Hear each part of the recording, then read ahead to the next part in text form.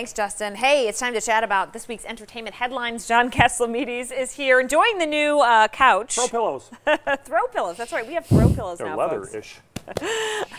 John's from the Las Vegas Review-Journal. Obviously has the column called Cats. Welcome. Right.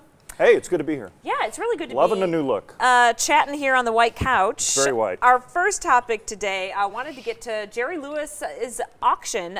Property from his estate will be auctioned off on June 22nd. This is a common thing?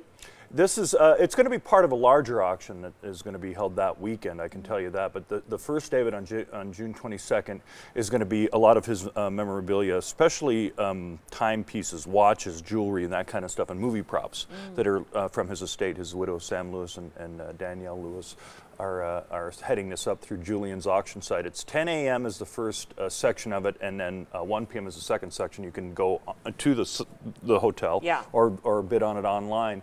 Yeah, and this is part of the family's effort to, you know, sell off some of his more valuable items in his estate. They're also selling the house, as we all know, down at the Scotch 80s. Yeah. And so we have the Sudi Warren Nutty Professor is Professor Kelp, some of the funny teeth, some of the eyeglass frames, watches that were engraved by Dean Martin, Sammy Davis Jr., some really cool stuff, some really personal stuff. So this is an ongoing effort for them to reorganize their lives. Yeah, I saw the watch engraved by Dino, and I thought, wow, what an amazing watch or timepiece for somebody to have. That one meant a lot to him. Yeah, I'm sure. Yes, I'm sure. That whole relationship, as you know, meant a lot to him. So it's going to be interesting and very melancholy in a way to see all this stuff be up for auction. But if you're a Jerry Lewis fan, as I say, opportunity knocks.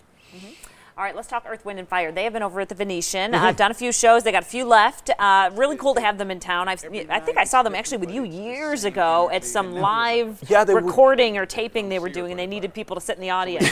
We were seat fillers. We were seat fillers. It was, it was for a VH1 event, a concert like show, I believe that was what that was. Yeah, and they're at the Venetian Theater again tonight and Friday and Saturday, closing out their limited run there. And they go back to the early days of Caesar's Palace. They performed at Circus Maximus. They opened for Flip Wilson. So far back they go in like 1972. And I actually saw Verdine White and a couple of the other members of the band at the Donnie and Marie show last week. Who happened to drop in there unexpectedly. Right. And they were in the booth next to me. So they love Las Vegas, and I expect them to want to come back too and do another one of these, you know, maybe before the end of the year and into the spring of next year. They've been doing really well. They're one of those bands that you go, oh wait, I know that song. Oh yeah, that song. Oh my gosh, that amazing song. All the songs, yeah.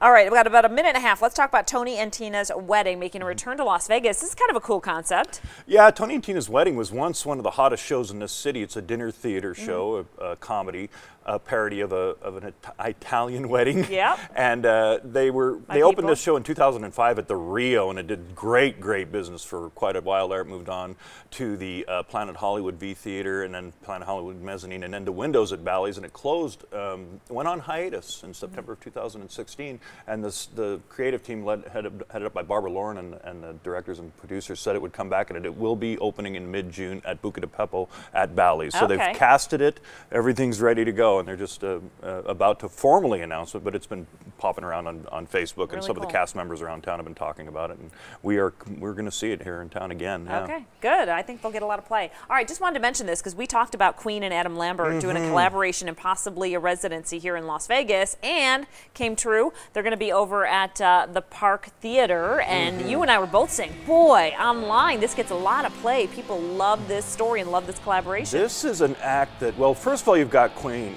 What an amazing stage show, and Queen has always been known for that, and they have all those hits. So you have Roger Taylor and Brian May still performing as original members, and then you have the Adam Lambert in there, who's got a whole different fan base, and they are hot right now. And there's going to be 10 shows in September, and I will be there. It's going to be great. Park Theater. Well, I'll be there. Thanks, Katz. Stay with us. We're back after this. All right, another